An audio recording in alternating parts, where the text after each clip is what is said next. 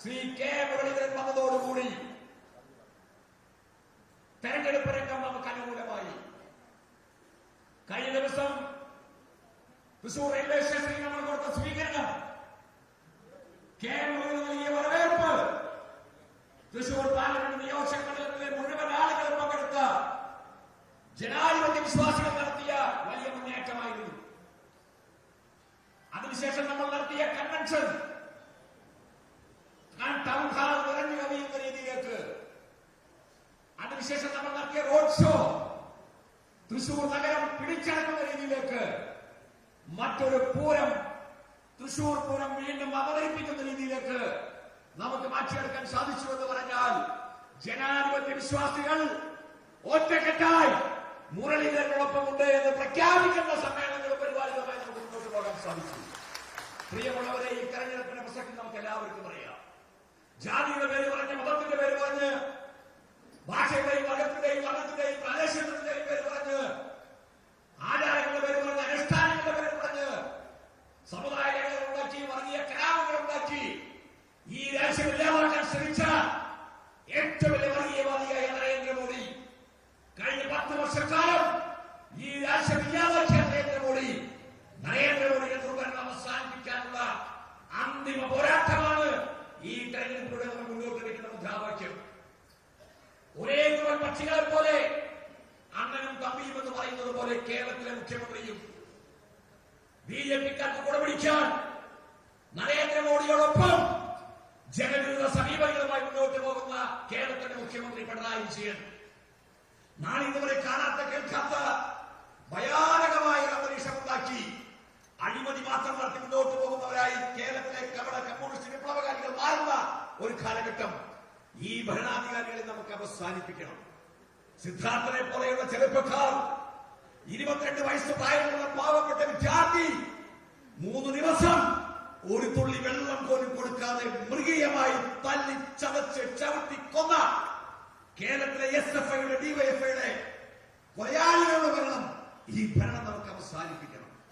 ഏത് ഇടപാടിലും കോടാനുകോടി രൂപ സമ്പാദിക്കാൻ ആർത്തി വിളിച്ചു നടക്കുന്ന മാർക്സിസ്റ്റ് പാർട്ടി സമ്പത്ത് വാരിക്കൂട്ടുക എന്നതിനപ്പുറത്ത് മറ്റ് ചിന്തയില്ല. ആ രീതിയിൽ മാത്രം മുന്നോട്ട് പോകുന്ന കേരളത്തിലെ ഭരണാധികാരികൾ, മുഖ്യമന്ത്രിയും മുഖ്യമന്ത്രിയുടെ മകളും ഉപജാപക സംഘം കേരളത്തെ വിഴുങ്ങുന്ന ഒരു കാലഘട്ടം അവസാനിപ്പിക്കണം. അവസാനിപ്പിക്കാനുള്ള സമയമായി ഈ തെരഞ്ഞെടുപ്പിലൂടെ നമുക്കത് കാണിച്ചു കൊടുക്കണം. അതിനായുള്ള പോരാട്ടങ്ങൾക്ക് നമുക്ക് ഒരുമിച്ച് ഒറ്റക്കെട്ടായി മുന്നോട്ട് പോകാമെന്ന് മാത്രം സൂചിപ്പിച്ചുകൊണ്ട് കേരളത്തിന്റെ അഭിമാനമായ സാംസ്കാരിക നഗരിയുടെ അഭിമാന സ്തംഭമായ ആദർശനികനായ കേരളത്തിലെ കോൺഗ്രസ് പ്രസ്ഥാനത്തിന്റെ രക്ഷകനായിരുന്ന കെ കരുണാകരന്റെ പ്രിയപുത്രൻ ശ്രീ കെ മുരളീധരനെ വിജയിപ്പിക്കാൻ നമുക്ക് ഒരുമിച്ച് ഒറ്റക്കെട്ടായ രംഗത്തേക്ക് ഇറങ്ങാം. ജയ് ഹിന്ദ്.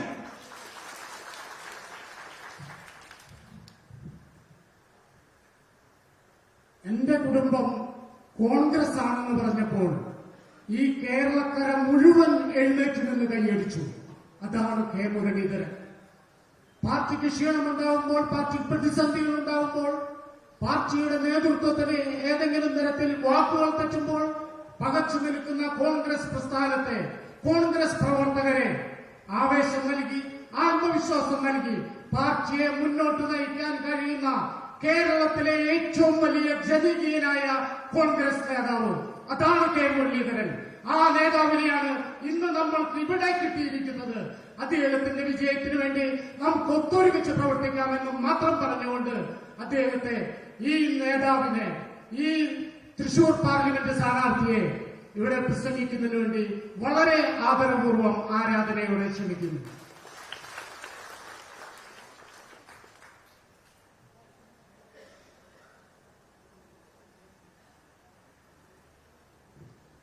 വേദിയിൽ ഉപവിഷ്ടരായ ഐക്യജനാധിപത്യ മുന്നണിയിലെ പ്രിയപ്പെട്ട നേതാക്കന്മാരെ, സഹപ്രവർത്തകരെ, സഹോദരി സഹോദരന്മാർ, ഈ തെരഞ്ഞെടുപ്പിൻ്റെ പ്രാധാന്യത്തിനെ കുറിച്ച് ഇവിടെ പ്രസംഗിച്ച പ്രാസംഗികന്മാരെല്ലാം സവിസ്തരം പ്രതിപാദിച്ചിട്ടുണ്ട്.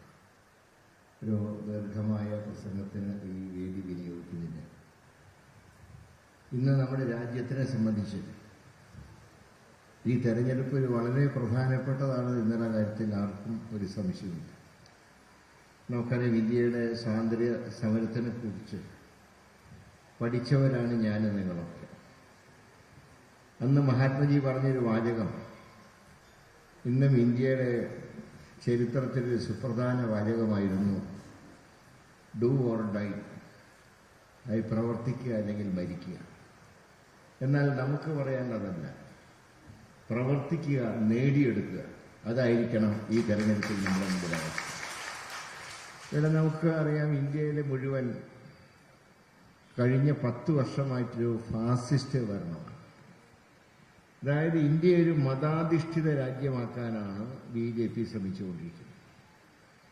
ഇന്ത്യയിലെ പല സംസ്ഥാനങ്ങളുടെയും സ്ഥിതി പരിശോധിക്കുമ്പോൾ ന്യൂനപക്ഷ വിഭാഗങ്ങളിൽപ്പെട്ട മുഴുവൻ ആളുകളെയും ഇല്ലായ്മ ചെയ്യാനുള്ള പ്രവർത്തനമാണ് നടക്കുന്നത്.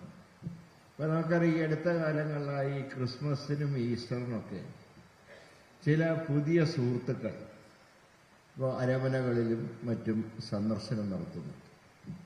അവരെ കേക്കുമായിട്ടും സൗഹൃദ സന്ദേശമൊക്കെ ആയിട്ട് വരുമ്പോൾ മണിപ്പൂരിലെ അവസ്ഥയ്ക്ക് വല്ല മാറ്റവും ഉണ്ടായിട്ടുണ്ട്.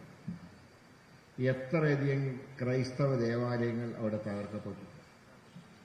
എത്ര ക്രൈസ്തവ സഹോദരീ സഹോദരന്മാർ അവിടെ കൊല ചെയ്യപ്പെട്ടു. 2 തവണ തൃശ്ശൂരിൽ വന്ന മോഡി ഒരിക്കലെങ്കിലും മണിപ്പൂരിൽ പോയിട്ടുണ്ട്. പറയുമ്പോൾ അദ്ദേഹത്തിന്റെ പാർട്ടിക്കാരനാണ് അവിടെ മുഖ്യമന്ത്രി. അദ്ദേഹത്തിന്റെ പാർട്ടിക്ക് പങ്കാളിത്തമുള്ള ഗവൺമെന്റാണ് മണിപ്പൂർ. ഇത്രയൊക്കെ കലാപം ഉണ്ടായിട്ടും അദ്ദേഹം തിരിഞ്ഞു നോക്കിയിട്ടില്ല.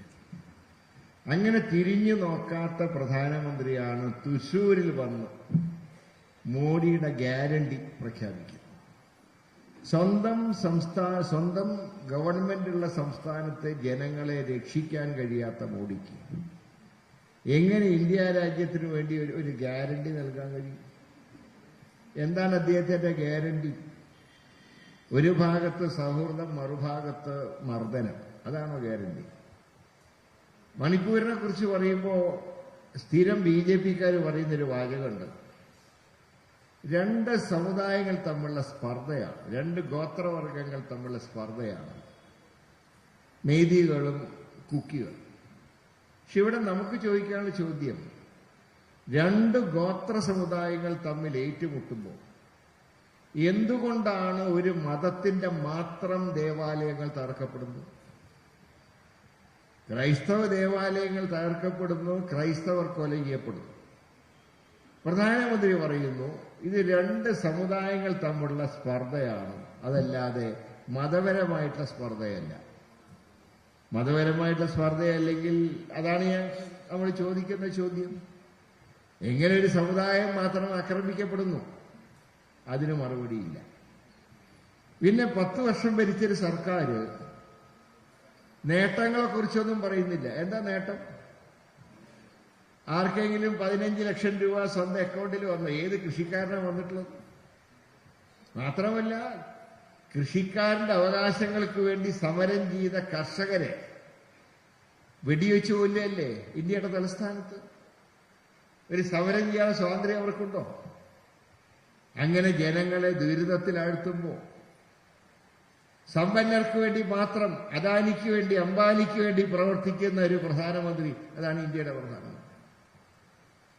ഞങ്ങളൊക്കെ പാർലമെന്റിൽ ഈ മോഡിയുടെ പ്രസംഗം കേൾക്കുമ്പോൾ സത്യത്തിൽ ഞങ്ങളൊക്കെ അത്ഭുതപ്പെടാറുണ്ട്. കാരണം എങ്ങനെയാണ് ഇന്ത്യയുടെ ഒരു സ്ഥാപകനായിട്ടുള്ള നെഹ്റുവിനെ ഇത്ര മ്ലേച്ഛമായ രീതിയിൽ കുറ്റം പറയാൻ കഴിയുക? നെഹ്റുവിന്റെ ഏതെങ്കിലും ക്വാളിറ്റി മോഡിക്കുണ്ടോ? ഇപ്പൊ കഴിഞ്ഞ 5 വർഷമായിട്ട് ഞാൻ ലോക്സഭയിലൊക്കെ നിരവധി ചോദ്യങ്ങൾ പ്രധാനമന്ത്രിയോട് ഞാൻ എഴുതി ചോദിച്ചിട്ടുണ്ട്. എന്റെ ചോദ്യങ്ങൾ ലിസ്റ്റിട്ട് പ്രധാനമന്ത്രി വന്നിട്ടുണ്ട്.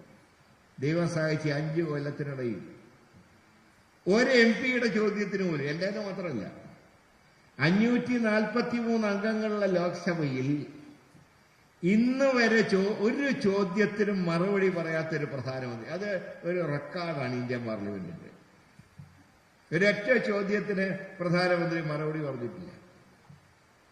ആകെ വരുന്നത് വല്ലപ്പോഴും വരും. നമ്മൾ ഈ സിനിമയിലുണ്ടല്ലോ, ചില നായകന്മാരൊക്കെ ചില സിനിമയിൽ ഗസ്റ്റ് ആർട്ടിസ്റ്റുകളായിട്ട് വരും. അതുപോലെയാണ് ഇന്ത്യയിൽ എല്ലായിടത്തും പ്രത്യക്ഷപ്പെടുന്ന മോഡി വളരെ ചുരുക്കം മാത്രം പ്രത്യക്ഷപ്പെടുന്നത് ഇന്ത്യൻ പാർലമെന്റിൽ. അത് മിക്കവാറും രാഷ്ട്രപതിയുടെ പ്രസംഗത്തിന് നന്ദി പ്രമേയം വരുമല്ലോ, അതിന് മറുപടി പറയാനാണ് വരിക. അത് പിന്നെ 1 മണിക്കൂർ മുഴുവൻ കോൺഗ്രസിനെ ചീത്ത പറയുക, നെഹ്റുവിനെ ചീത്ത പറയുക, അതിനുവേണ്ടി പരിഹസിക്കുക. ഇങ്ങനെ ദാഷ്ട്യമുള്ളൊരു പ്രധാനം ഇനി ഒരിക്കലും ഇന്ത്യയിൽ ഉണ്ടാവരുത് എന്നാണ് ഞാൻ നിങ്ങൾക്ക് പ്രാർത്ഥിക്കുന്നത്. ഗവൺമെന്റിന്റെ നേട്ടങ്ങൾ എന്തൊക്കെയാ അറിയാം? ഞങ്ങൾ മുത്തലാഖ് നിരോധിച്ചു. കാശ്മീരിന്റെ പ്രത്യേക പദവി ഞങ്ങൾ എടുത്തു കളഞ്ഞു. അയോധ്യയിൽ ശ്രീരാമക്ഷേത്രം പണിതു. പൗരത്വ ഭേദഗതി ഞങ്ങൾ നടപ്പാക്കി. ഞാൻ ചോദിക്കുന്നത്, ക്ഷേത്രവും പള്ളികളൊക്കെ പണിയേണ്ടത് ഗവൺമെന്റാണ്. കഴിഞ്ഞ ജനുവരി 22-ാം തീയതി ശ്രീരാമക്ഷേത്രം ഉദ്ഘാടനത്തിന് പ്രധാനമന്ത്രി ക്ഷണിച്ചപ്പോൾ ഇന്ത്യയിലെ പ്രധാന മഠങ്ങളിലെ ശങ്കരാചാര്യന്മാർ, അവരാരും കോൺഗ്രസ്സുകാരല്ലോ, അവര് പറഞ്ഞ കാര്യം എന്തായിരുന്നു? അവര് പറഞ്ഞു, ഇത് ഞങ്ങളുടെ ജോലിയാണ്, അമ്പലമൊക്കെ ഉദ്ഘാടനം ചെയ്യണം, ക്ഷേത്ര പ്രതിഷ്ഠ നടത്തേണ്ട ഞങ്ങളാണ്, അല്ലാതെ ഒരു പ്രധാനമന്ത്രിയല്ല. നമുക്കറിയാം, ഇന്ത്യയുടെ ചരിത്രത്തിൽ സ്വാതന്ത്ര്യം കിട്ടിയതിനു ശേഷം ഗുജറാത്തിലെ സോമനാഥ ക്ഷേത്രം പുതുക്കിപ്പണിതു. മുഹമ്മദ് ഗസ്നിയുടെ ആക്രമണത്തിനെ തുടർന്ന് തകർന്നുപോയ ക്ഷേത്രം പുനരുദ്ധരിച്ചു. അതിന്റെ ഉദ്ഘാടനത്തിന് അന്ന് രാഷ്ട്രപതിയായിരുന്ന ഡോക്ടർ രാജേന്ദ്ര പ്രസാദിനെ ക്ഷണിച്ചു. രാജേന്ദ്ര പ്രസാദ് നെഹ്റുവിനോട് ചോദിച്ചു, ഇങ്ങനെ എന്നെ ഉദ്ഘാടനത്തിന് ക്ഷണിക്കുന്നുണ്ട്, ഞാൻ എന്താ ചെയ്യുക? നെഹ്റു പറഞ്ഞ മറുപടി, ഒരു വിശ്വാസി എന്നുള്ള നിലയിൽ നിങ്ങൾക്ക് അമ്പലത്തിൽ പോകാൻ തൊഴുക, ഒരു കുഴപ്പമില്ല. പക്ഷെ ഇന്ത്യയുടെ രാഷ്ട്രപതി എന്നുള്ള നിലയിൽ പുനരുദ്ധരിച്ച ക്ഷേത്രം നാടിന് സമർപ്പിക്കാൻ നിങ്ങൾക്ക് കഴിയില്ല. കാരണം നിങ്ങളുടെ മതേതര രാജ്യത്തിന്റെ രാഷ്ട്രപതി. അതാണ് നെഹ്റുവിന്റെ നിലപാട്. വിശ്വാസിക്ക് അമ്പലത്തിൽ പോകാൻ പ്രാർത്ഥിക്കാം, എന്നാൽ ഒരു അമ്പലം നാടിന് സമർപ്പിക്കേണ്ടത്, ഒരു പള്ളി നാടിന് സമർപ്പിക്കേണ്ടത്, ഒരു ദേവാലയം നാടിന് സമർപ്പിക്കേണ്ടത് മുഖ്യമന്ത്രിയോ പ്രധാനമന്ത്രിയോ മന്ത്രിമാരോ അല്ല. അതിനൊക്കെ അതാത് മതത്തിന്റെ അധിപന്മാരാണ്. അങ്ങനെയുള്ള രാജ്യത്താണ് ഒരു ക്ഷേത്രം പണിതതിന്റെ പേരിൽ ലോകസഭയിൽ ചർച്ച. ഞാൻ സത്യത്തിൽ ആദ്യ ജീവിതത്തിലെ ഒരു അനുഭവമാണ്. റൂൾ 193 അനുസരിച്ച് പലപ്പോഴും പാർലമെന്റിൽ ചർച്ച നടക്കുന്നത് രാജ്യത്തിനെ ബാധിക്കുന്ന നിരവധി പ്രശ്നങ്ങളാണ് ഈ വകുപ്പ് അനുസരിച്ച് സഭയിൽ ചർച്ച ചെയ്യുന്നത്. അതിന് വരെ സഭ പിരിയുന്ന ദിവസം റൂൾ 193 അനുസരിച്ച് നടത്തിയ ചർച്ച അയോധ്യയിൽ ക്ഷേത്രം പണിതതിനെ കുറിച്ച്. സഭ പിരിയുന്ന ദിവസം അന്ന് പോലും ഒരു സൗഹൃദത്തിന്റെ അന്തരീക്ഷം ഉണ്ടായിരുന്നു. അപ്പൊ നിങ്ങളൊക്കെ പല പഞ്ചായത്ത് മെമ്പർമാരും ഒക്കെ ഇവിടെ ഉണ്ടാവും, പഞ്ചായത്ത് പ്രസിഡന്റ് വലിയ രീതിയിലുണ്ടാവും.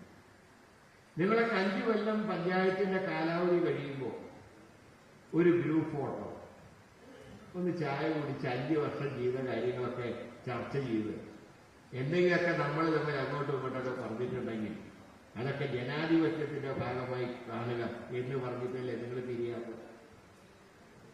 ഇത്തവണ ഞങ്ങൾ തിരിഞ്ഞപ്പോൾ അങ്ങനെയൊന്നും ഉണ്ടായിരുന്നു.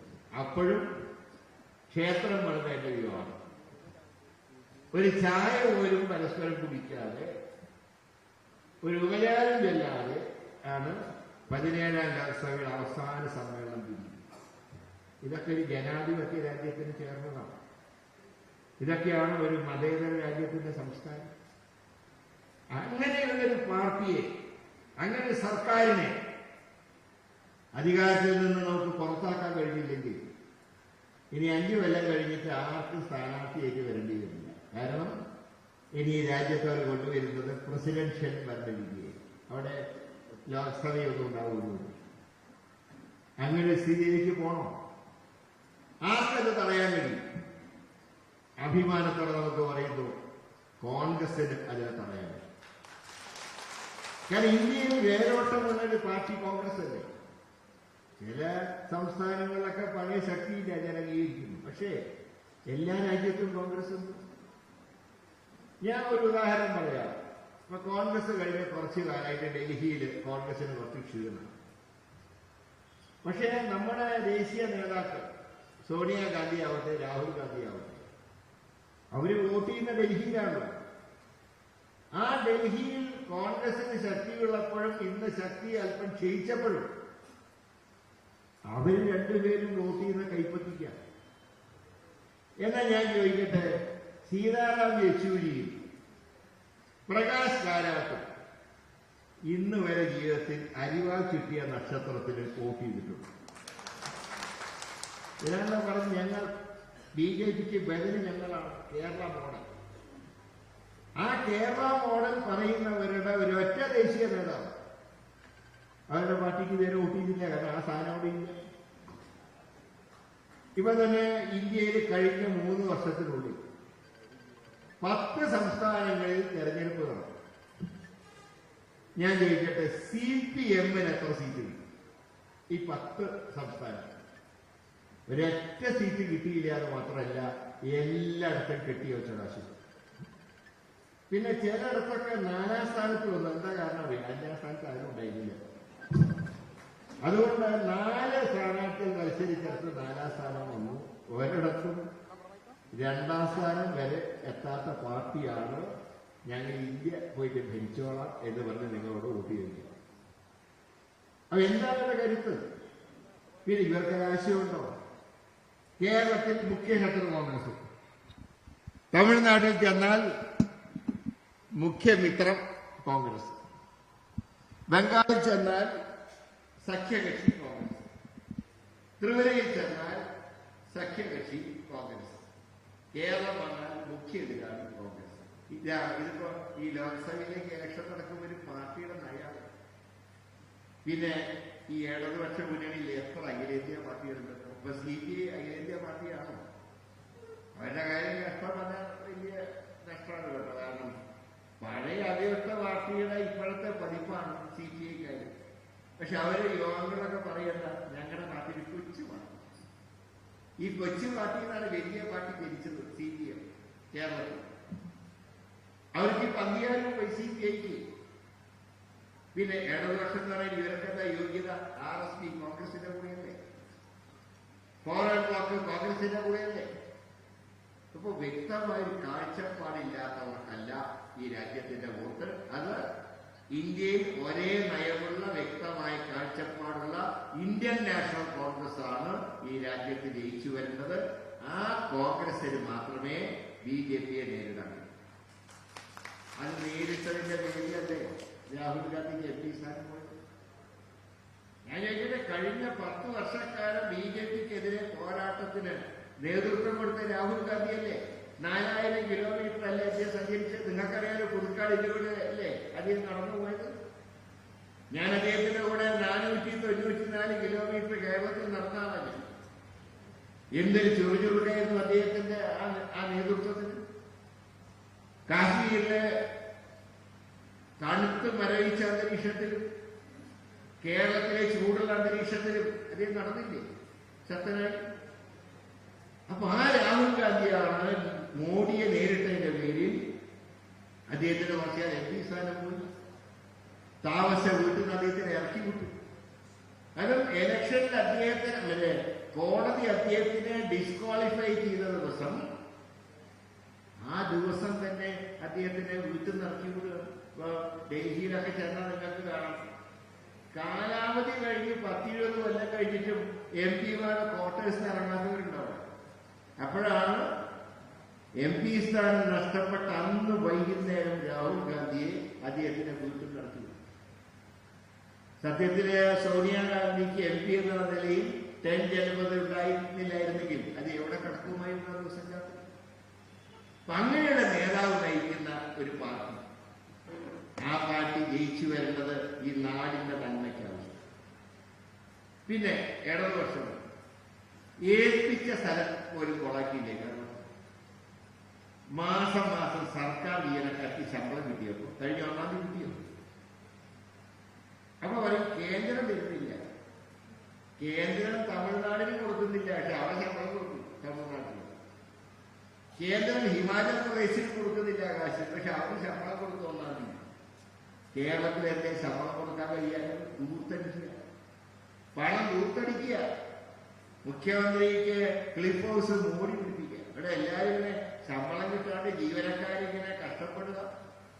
KSRTC ജീവനക്കാരാണെങ്കിൽ 1-ാം തീയതി ശമ്പളം കിട്ടിയ കാലം മറന്നു. വിധവാ പെൻഷനില്ല, ലൈഫ് പദ്ധതിയില്ല. അങ്ങനെ ജനങ്ങൾ കഷ്ടപ്പെട്ട് പറയുമ്പോൾ മുഖ്യമന്ത്രി പറയുകയാണ്, ഞാൻ നേരിടുന്ന ഏറ്റവും വലിയ പ്രശ്നം ക്ലിഫ് ഹൗസിൽ മുഴുവൻ മരപ്പെട്ടിയാണ്. മരപ്പെട്ടി മൂത്രം ഒഴിക്കുന്നു, ഷർട്ടിന് മൂത്രം ഒഴിക്കുന്നു, അലക്കി വയ്ക്കാൻ പറ്റുന്നില്ല, ഒരു ഗ്ലാസ് വെള്ളം വയ്ക്കാൻ അതിൽ മൂത്രം ഒഴിക്കുന്നു. എന്ത് ചെയ്യാൻ? അതുകൊണ്ടാണ് ക്ലിഫ് ഹൗസ് മോടി പിടിപ്പിക്കുന്നത്. മരപ്പെട്ടിയെ പിടിക്കാൻ ക്ലിഫ് ഹൗസിൽ ചെലവാക്കിയത് 25 ലക്ഷം ലിഫ്റ്റ് വയ്ക്കാൻ. ലിഫ്റ്റ് വെച്ചാൽ മരപ്പെട്ടി പിടിക്കും. തൊഴുത്ത് പണിത് 42 ലക്ഷം. എന്നിട്ട് 5 ലക്ഷത്തിന്റെ ചാണകക്കുഴിന്റെ എന്ത് ചാണകം ഇടുന്ന ലക്ഷമാണ്? 5 ലക്ഷം രൂപ ചാണകക്കുഴി. ഇതിനൊക്കെ കാശുണ്ടല്ലോ. നിങ്ങളുടെ എന്താണ് കേരളീയം നടത്തിയില്ലേ? കഴിഞ്ഞ നവംബർ മാസം തിരുവനന്തപുരത്ത് എത്രയാണ് ചെലവഴിച്ചത്? 27 കോടി. അന്ന് ഓർക്കണ്ടേ? കയ്യിൽ കാശില്ല. ദൂർധരിക്കേണ്ട കാര്യമല്ലോ. വീട് ചോദിക്കുന്ന പാവങ്ങൾ എത്ര കർഷകരാക്കി. ഇവിടെ ഇടതുപക്ഷ സ്ഥാനാർത്ഥിനെ കുറിച്ച് പറയുന്നത് എന്താണ്? നെൽകർഷകരുടെ എത്ര നെൽകർഷകർ ഈ അടുത്ത ഇവിടെ LDFന്റെ സ്ഥാനാർത്ഥിയുടെ പാർട്ടിയല്ലേ കൃഷി വകുപ്പ് കൈകാര്യം.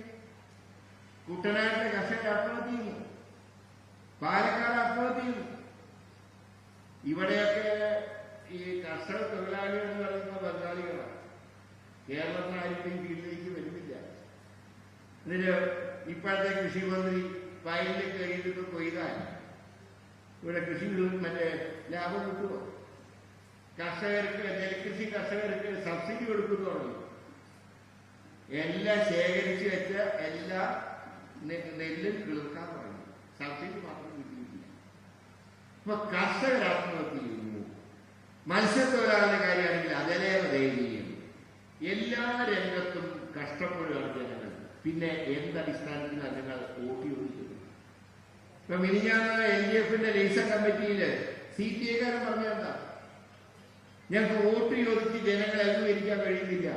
അവർ ചോദിക്കുകയാണ്, എവിടെ ഞങ്ങളുടെ പെൻഷൻ, എവിടെ ശമ്പളം? കർഷകർ ചോദിക്കുന്നു, എവിടെ ഞങ്ങളുടെ സബ്സിഡി? ഇതെല്ലാം പോട്ടെ, ഇപ്പൊ എല്ലായിടത്തും കാട്ടാനുകൾ ഇറങ്ങിയിരിക്കല്ലേ, നാട്ടിൽ ഇറങ്ങാൻ പറ്റില്ലേ?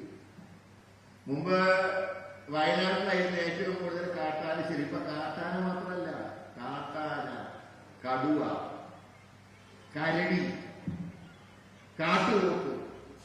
അവര് പറയുന്നത് അറിയും, ഞങ്ങളെക്കാൾ ദുഷ്ടന്മാര് നാട് ഭരിക്കുമ്പോൾ ഞങ്ങൾ എന്തിനീ കാട്ടിൽ കിടന്ന് കഷ്ടപ്പെടുന്നതാണ് ഇപ്പൊ വലിയ ഒരു ആ സ്ഥിതിയില്. നമ്മുടെ ഒരു വനമന്ത്രി ഉണ്ട്, നമ്മുടെ ശശീന്ദ്രൻ. അല്ലെങ്കിൽ ഇപ്പൊ മയക്കുപൊടി വയ്ക്കും, ഇന്ന് വയ്ക്കുമ്പോഴും നാളെ വയ്ക്കും.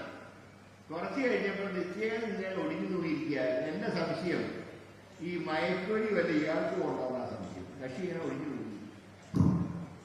അപ്പൊ വന്യമൃഗങ്ങളുടെ ആക്രമണം, കൃഷി നശിക്കുന്നു. ഇപ്പൊ വയനാട്ടിൽ, ഇടുക്കിയിലൊക്കെ അവസ്ഥ എന്താന്ന് പറഞ്ഞാൽ ഇതേ പോക്കാണെങ്കിൽ അവരൊക്കെ നാട് വിടാൻ പോകും. കിട്ടിയ വിലയ്ക്ക് വസ്തു വിറ്റ് പോകാൻ പോവാണ് കർഷകർ. ആ രീതിയിലായി. ഒരൊറ്റ ടൂറിസ്റ്റുകൾ കിട്ടില്ല കേരളത്തിലേക്ക്. കാരണം എല്ലായിടത്തും കാട്ടുപോത്തും കാട്ടാനയും കടുവയും എല്ലായിടത്തും കൂടിയാവുന്നില്ല. അപ്പൊ ഇങ്ങനെയുള്ള ഒരു അന്തരീക്ഷത്തിൽ ഈ രണ്ട് സർക്കാരുകളെയും ജനകീയമായി വിചാരണ ചെയ്യാൻ കിട്ടുന്ന സന്ദർഭമാണ് ഈ ലോക്സഭ ഇലക്ഷൻ. അവിടെയാണ് ഞാൻ പറയുന്നത്, നമ്മൾ 2020 നേടിയാൽ മോഡിക്ക് പിന്നെ ഇന്ത്യ ഭരിക്കാനും കഴിയില്ല. അതോടെ പിണറായിന്റെ ശല്യം ഒഴിവായി. അതുകൊണ്ട് ഒരു വെടിക്ക് 2 പക്ഷിയാണ് ഈ തെരഞ്ഞെടുപ്പിൽ നമുക്ക് ചെയ്യാം. പിന്നെ മറ്റൊന്നും ഞാൻ പറയുന്നില്ല. ഇപ്പൊ നിങ്ങൾക്കറിയാം, ഒരു മതേതര ഭാരതം, രാഹുൽ ഗാന്ധിയുടെ നേതൃത്വം, അത് രണ്ടും മാത്രമേ എനിക്ക് തരാത്തൊരു ഗ്യാരണ്ടി എന്ന് പറയാൻ എനിക്കുള്ളൂ. കാരണം ഈ രാജ്യത്തിന് സെക്യുലർ ഗവൺമെന്റ് രാഹുൽ ഗാന്ധിയുടെ നേതൃത്വത്തിലുണ്ടാവും. തീർച്ചയായിട്ടും ഞാൻ അദ്ദേഹത്തിനോടൊപ്പം ഉണ്ടാവും. കാരണം ഒരു മനുഷ്യൻ ഈ രാജ്യത്തിന് വേണ്ടി കഷ്ടപ്പെടുമ്പോൾ ആ മനുഷ്യന്റെ ഒരു കൈത്താവ് കൊടുക്കേണ്ടത് എന്റെ നിങ്ങളുടെയും ചുമതല. അദ്ദേഹം കഷ്ടപ്പെടുന്നത് അദ്ദേഹത്തിന്റെ കുടുംബത്തിന് വേണ്ടിയല്ല, കോൺഗ്രസ് പാർട്ടിക്കും ഈ രാജ്യത്തിനും വേണ്ടിയാണ്. അങ്ങനെ നേതാവാണ് ഞങ്ങളെ നയിക്കുന്നതെന്ന് എനിക്കും നിങ്ങൾക്കും അഭിമാനത്തോടെ പറയാതെ. അങ്ങനെ നേതാവിന് വേണ്ടിയാണ് ജനങ്ങളോട് വോട്ട് ചോദിക്കുന്നത്. അതുകൊണ്ട് ഇത്തവണ ഒറ്റ കാര്യം പറയുന്നുള്ളൂ, നമുക്ക് ഈ സീറ്റ് നിലനിർത്തിയാൽ മാത്രം പോരാ. ഇനി സംഘികൾക്ക് കേരളത്തിൽ കാലുകുത്താനുള്ള ധൈര്യം ഉണ്ടാവില്ല. അതിന് അവരെല്ലായിടത്തും 3-ാം സ്ഥാനത്തേക്ക് അയക്കും. 1-ാം സ്ഥാനം 2-ാം സ്ഥാനം എല്ലാം 3-ാം സ്ഥാനത്തേക്ക് അയക്കാം. പക്ഷേ LDF-കാർ മനസ്സിൽ വിചാരിക്കുന്നത് എന്താണെന്ന്, അവര് 1-ാം സ്ഥാനം അല്ലെങ്കിൽ BJP, അതാണ് അവരുടെ മനസ്സിലിരിക്കുന്നത്. അല്ലെങ്കിൽ ഞാൻ ചോദിക്കട്ടെ, എന്തടിസ്ഥാനത്തിലാണ് ഗോവിന്ദൻ മാഷും EP ജയരാജൻ പറഞ്ഞത് ഞങ്ങളും BJP തമ്മിൽ മത്സരം? അത് കേട്ടിട്ട് ചില BJP നേതാക്കന്മാർ ബോധം വിട്ടു പോകുന്നു. കാരണം അവർക്ക് പോലും അറിയില്ല അവരുടെ സ്ഥാനാർത്ഥികൾക്ക് 3-ാം സ്ഥാനെങ്കിലും കിട്ടുമെന്ന്. അപ്പൊ പറയുക നമ്മൾ തമ്മിലാ മത്സരം, അതോടെ അവരുടെ ക്യാഷ് പോകും. അങ്ങനെ പറയാണ് കോൺഗ്രസിന് വോട്ട് ചെയ്യാൻ എല്ലാം BJP ആവും. കോൺഗ്രസിന് ഒരുപാട് ചില ഭാഗ്യാന്വേഷികൾ പോയിട്ടുണ്ട് BJP-യിലേക്ക്. അത് എനിക്ക് പറയാൻ തന്നെ പോലെ. ഇതിന്റെ മുഖ്യമന്ത്രി പറയുകയാണ് 10ഓളം മുൻ മുഖ്യമന്ത്രിമാർ കോൺഗ്രസ് വിട്ട് BJP-യിലേക്ക് പോയി. കോൺഗ്രസ് ഇന്ത്യ മുഴുവൻ ഭരിച്ച പാർട്ടിയാണ്. ഏതാണ്ടൊരു 10-100 മുൻ മുഖ്യമന്ത്രിമാരുണ്ട് പാർട്ടിക്കവർ. അതിൽ 10 പേര് പോയാലാണ് അത്ര വലിയ ആനക്കായിരുന്നു. ഈ കേരളത്തിൽ മാത്രമുള്ള CPM എത്ര പേര് പോയി? അബ്ദുള്ള കുട്ടി ഇരുന്ന് പോയതല്ലേ? CPM കോൺഗ്രസ് പോയത് CPM അല്ലേ? ഇടയ്ക്ക് നമ്മുടെ കൂടെ വന്നു, നമ്മൾ കുറച്ച് സ്ഥാനമൊക്കെ കൊടുത്തു, ആ വഴിക്കാൻ തുടങ്ങി. പിന്നെ അദ്ദേഹത്തിന്റെ XMP പാസ് CPM-ന്റെ പറയാം. നമ്മളാണ്. അദ്ദേഹം CPM-ന്റെ MP ആയിരുന്നു അബ്ദുള്ള കുട്ടി. അതേ BJP-യില് അൽഫോൺസ് കണ്ണന്താനം CPM-ന്റെ MLA 5 കൊല്ലം കേരള നിയമസഭയിൽ, BJP-യില്. ആദ്യം വിശ്വാസനം പോയത് ഓർമ്മയുണ്ടല്ലോ, BJP-യിലേക്ക്. ഇപ്പൊ രാജേന്ദ്രൻ പോകുന്നത്, S രാജേന്ദ്രൻ. അദ്ദേഹം പറഞ്ഞാൽ അറിയുമോ? ഞാൻ ഇപ്പോ ഈ ചതിയന്മാരുടെ കൂട്ടത്തിലില്ല. ആരെ ചതിയന്മാർ? CPM-നെ കുറിച്ച് അദ്ദേഹം പറയും. 15 MLA ആയിരുന്നു, 5 വർഷം ജില്ലാ പഞ്ചായത്തൊക്കെ ആയിരുന്നു. അദ്ദേഹം പറയാണ് ഞാൻ ഈ ചതിയന്മാരുടെ കൂടെയില്ല, കേരളത്തിലെ ചതിയന്മാരുടെ കൂടെയില്ല. അപ്പൊ പത്രക്കാർ ചോദിച്ചു, ഇന്ത്യയെ ചതിക്കുന്നവരുടെ കൂടെ പോവോ, BJP-യിലേക്ക് പോവോ? ഇന്ന് ഞാൻ ഏതായാലും പോകുന്നില്ല, നാളത്തെ കാര്യം പറയുന്നത്. പിന്നെ വ്യക്തമായല്ലോ. 4 കാല്, തുമ്പിക്കൈ, 2 കൊമ്പ്, വാല് എന്ന് പറഞ്ഞാൽ ആനയാണ്, പ്രത്യേകിച്ച് പറയേണ്ട കാര്യമില്ല. ഇന്ന് ഞാൻ പോകുന്നില്ല, നാളത്തെ എനിക്ക് പറയാൻ കഴിയില്ല. അപ്പോ രാജേന്ദ്രന് പോവാം. അപ്പൊ കേരളത്തിൽ തന്നെ ബംഗാളിന്റെ കാര്യം പറയാനില്ല. ബംഗാളിന് ഹോൾസെയിലായിട്ടാണ് പോയത്. രക്തസാക്ഷി കൊണ്ടുപോകുമ്പോൾ ഒരു ദിവസം നോക്കിയപ്പോൾ കാവി പൊളച്ചു നിൽക്കുക. 10 കണ്ട് പോയി. പാർട്ടിയിലെല്ലാം BJP-യിലേക്ക് പോയി. അവരാണ് പറയുന്നത് കോൺഗ്രസിന് വോട്ട് ചെയ്യേണ്ട, BJP-യിലേക്ക് പോകും. നിങ്ങളാരും നിങ്ങളുടെ കാര്യം നോക്കിയാൽ മതി. BJP-യെ നേരിടാൻ കോൺഗ്രസ് ഉണ്ട് ഈ രാജ്യം.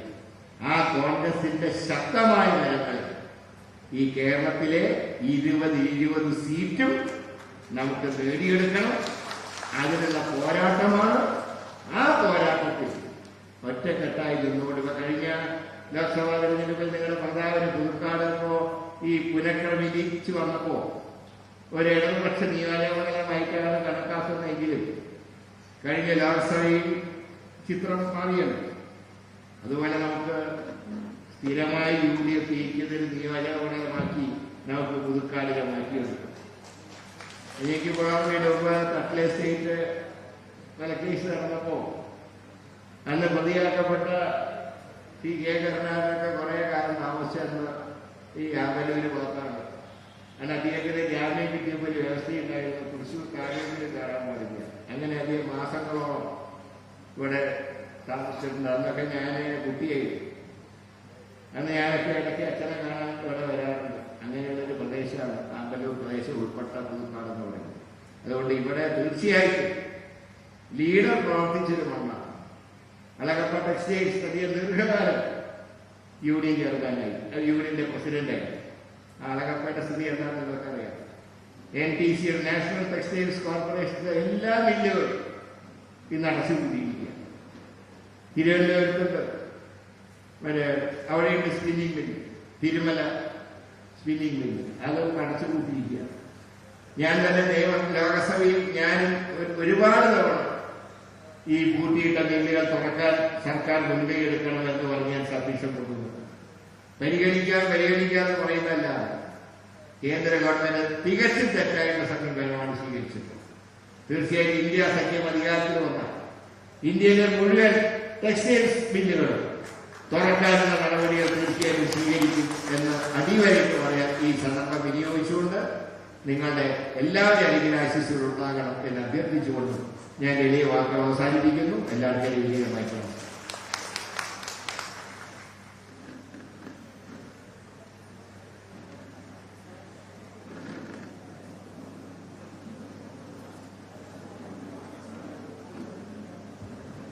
നമ്മുടെ MP, തൃശ്ശൂരിന്റെ സ്വന്തം MP TN പ്രതാപൻ ഇവിടെ എത്തിയിട്ടുണ്ട്. കഴിഞ്ഞ 5 വർഷവും തൃശ്ശൂർ പാർലമെന്റ് നിയോജക മണ്ഡലത്തിൽ നടത്തിയ വികസന പ്രവർത്തനങ്ങൾ, ആ വികസന പ്രവർത്തനങ്ങൾ എണ്ണി പറഞ്ഞാൽ തന്നെ ഇൻട്രോവൽ വരെയായി പ്രചരണത്തിൽ. അഥവാ വളരെ ആദരപൂർവ്വം TN പ്രതാപൻ അവരെ ക്ഷണിക്കുന്നു. പ്രിയമുള്ള വേദിയിലെ UDF-ന്റെ നേതാക്കന്മാരെ, ഏറ്റവും പ്രിയമുള്ള നമ്മുടെ സ്ഥാനാർത്ഥി ആദ്യനായ ശ്രീ കെ മുരളീധരൻ,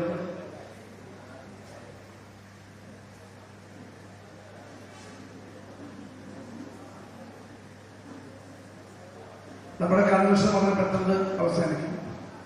ഈ കൺവെൻഷന്റെ പ്രാധാന്യത്തെ കുറിച്ച് പറയുന്ന കാര്യം നേരത്തെ എല്ലാ നേതാക്കന്മാരും സംസാരിച്ചു.